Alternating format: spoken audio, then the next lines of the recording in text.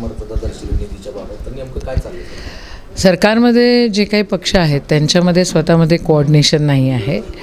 एकीकडे मुख्यमंत्री लाडकी बहीण त्याला म्हटलं जातं, अर्थ खात्याने आणि अर्थमंत्र्यांनी ती डिक्लेअर केली. ते म्हणतायत ही लाडकी बहीण योजना आहे, त्यांनी मुख्यमंत्री नाव काढून टाकलेलं आहे. आणि भाजपचे जे उपमुख्यमंत्री आहेत ते म्हणतायत की आम्ही ती आणलेली आहेत. तर त्यांच्यामध्ये आधी मोठा अभाव कोऑर्डिनेशनचा तिथे दिसतो आहे. खऱ्या अर्थानं अर्थ मंत्रालयाने जर ऑब्जेक्शन घेतलेलं आहे तर त्याच्यामध्ये नक्कीच गांभीर्याने बघितलं पाहिजे.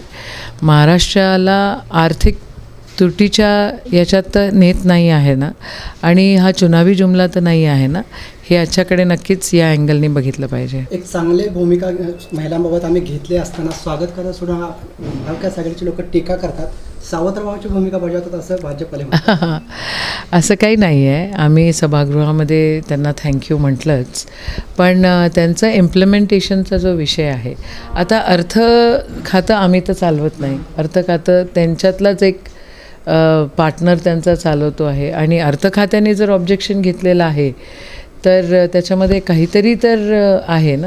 म्हणजे आम्हाला असंच एवढंच वाटतं आहे की चुनावी जुमला हा नसावा, हा सातत्य ह्याच्यामध्ये असावं.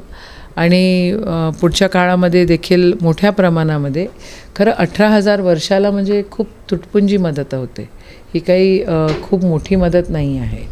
तर त्याच्याकडे बघण्याचा दृष्टिकोन वेगळा आहे. आणि महिलांचे दुसरे पण प्रॉब्लेम्स आहेत, त्याच्याकडे बघत नाही. अंगणवाडी ताईचे पैशाची वाढ, अंगणवाडी ताईच्या पगाराची वाढ, आशाताईच्या पगाराची वाढ, जे परिचारिका असतात त्यांच्या पगारांची वाढ, त्याच्याकडे कोणी लक्ष देत नाही आहेत.